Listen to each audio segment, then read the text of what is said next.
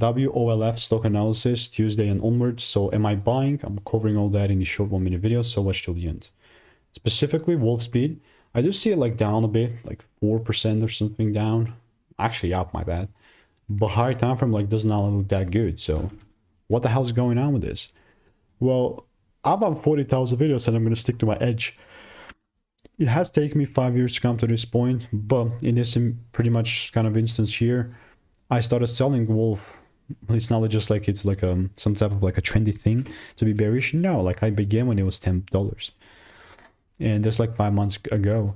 Again, here's the proof. You can check out the link yourself, by the way. But then I got like 2 more. Then I got actually a short-term long. I got break even.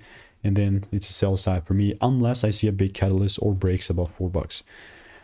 Yeah, it is what it is, you know, like I'm not even willing to trade this because what the hell is this data? So if you do want to learn how I'm making 5 to 10K per month trading, click the first link in the description and get my free emails.